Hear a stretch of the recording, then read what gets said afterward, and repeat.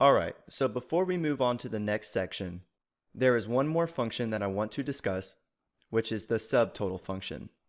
Now earlier in the course, we discussed how we could sort and group a column and then use the subtotal command. But the subtotal function is a little bit more versatile, and let me show you what I mean by that. So to start off, I'm going to insert a few rows here at the top of our spreadsheet to add some space for our subtotal. So I'm going to select row 1, then use the Excel shortcut key Control+ or Command+ if you're on Mac to insert some rows. And then right above the last name column header, I'm going to put a label saying total sales. And then in the cell right next to it is where we will place our subtotal function. So to insert our function, we need to start off by typing in the equal sign, and then we can start typing our function name. So sub, then I'm going to double click the subtotal function, and right off the bat we can tell that this function is a little bit different than others. This function is providing us a drop-down list of many other different functions. So let's click the FX button to open up our function arguments window, and the first argument is the function num, which is the number 1 to 11 that specifies the summary function for the subtotal. Well, based off this definition, we know that this argument needs a number. But which number?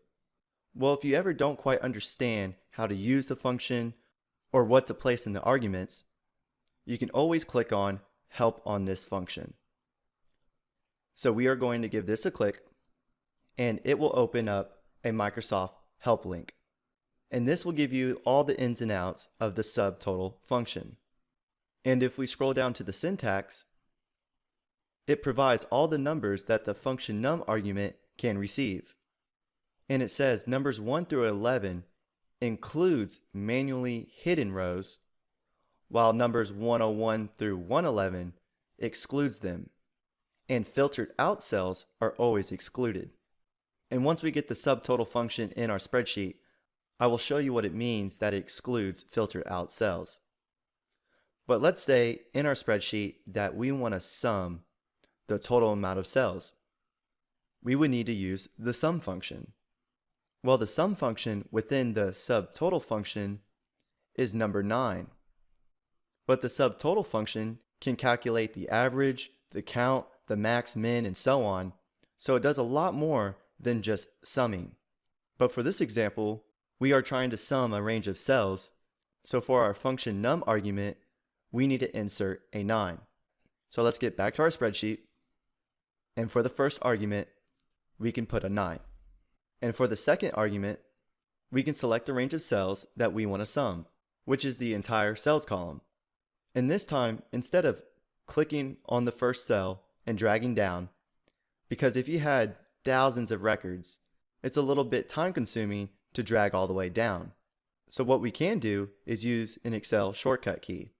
So let's click in the first cell of the cells column, and then press on your keyboard Control-Shift-Down arrow, or Command-Shift-Down arrow.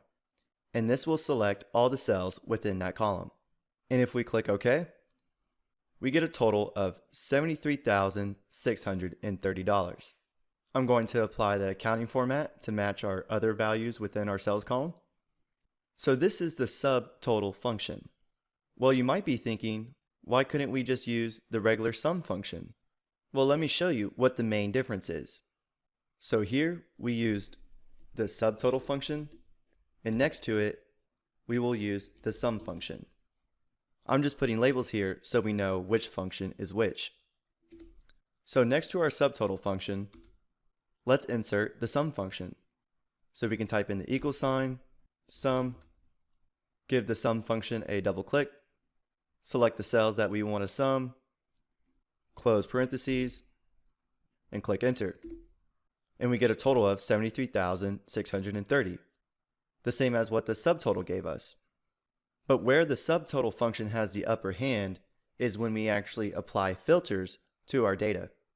So let's say we only want to look at the total cells for the north region. Well, we can click our drop down arrow, deselect all the checkboxes, and then check the north region. And if we click OK, look what happened to our values. The subtotal function is now giving us a total of 19,219, and our sum function stayed at 73,630. The reasoning behind this is because that the subtotal function excludes out filtered data, and the sum function does not. So if you're wanting your formulas to act more dynamic, it's important to know that some functions, like the subtotal function, has these kind of features. And we can utilize these types of functions to make our spreadsheets more effective. So try it out. Instead of summing within the subtotal function, try to calculate an average or a count or whatever, because the subtotal function can do a lot more than just sum.